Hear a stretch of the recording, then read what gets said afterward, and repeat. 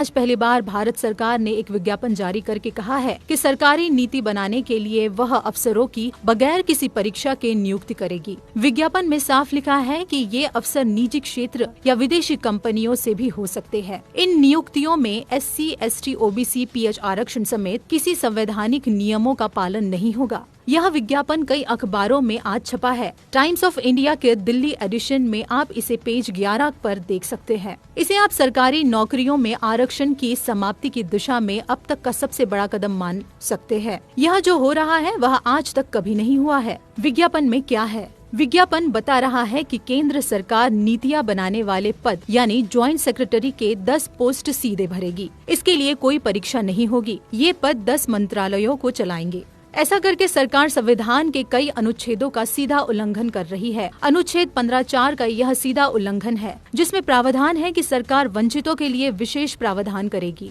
अनुच्छेद 16(4) में लिखा है कि सरकार के किसी भी स्तर पर अगर वंचित समुदायों के लोग पर्याप्त संख्या में नहीं है तो उन्हें आरक्षण दिया जाएगा। ज्वाइंट सेक्रेटरी लेवल पर चूंकि SC, ST, OBC के लोग पर्याप्त संख्या में नहीं है, इसलिए उनकी नियुक्ति में आरक्षण न देने का आज का विज्ञापन 16(4) का स्पष्ट उल्लंघन है। अनुच्छेद 15 और 16 मूल अधिकार है, यानी भारत सरकार नागरिकों के मूल अधिकारों के हनन की अपराधी है। इसके अलावा संविधान के अनुच्छेद 315 से 323 में यह बताया गया है कि केंद्र लोक सेवा आयोग यानी UPSC होगा, जो केंद्र और राज्य सरकार के अधिकारियों को नियुक्त करेगा। अनुच्छेद 320 पढ़िए, article 320, functions of public service commissions. It shall be the duty of the union and the state public service commissions to conduct examinations for appointments to the services of the union and the services of the state respectively. ऐसे में सरकार UPSC को bypass करके और बगैर किसी परीक्षा और आरक्षण के अफसरों को सीधे नीतिगत पदों पर नियुक्त कैसे कर सकती है?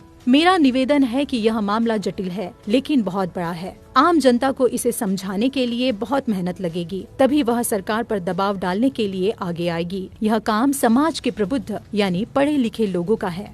कृपया संविधान को बचाइए, आरक्षण अपने आप बच जाएगा। अगर आज सरकार ज्वाइंट सेक्रेटरी की नियुक्ति बिना परीक्षा और बिना आरक्षण के कर ले गई, तो आगे चलकर क्या हो सकता है, आप इसकी कल्पना कर सकते हैं। बीजेपी RSS आरक्षण खत्म करने की घोषणा कभी नहीं करेगी। वह ऐसा ही शातिर तरीके से आरक्षण को बेअसर कर देगी। फिर आपको भी लगेगा कि आरक्षण से कुछ होता तो है नहीं। इसके बाद की कहानी आप समझते ही हैं।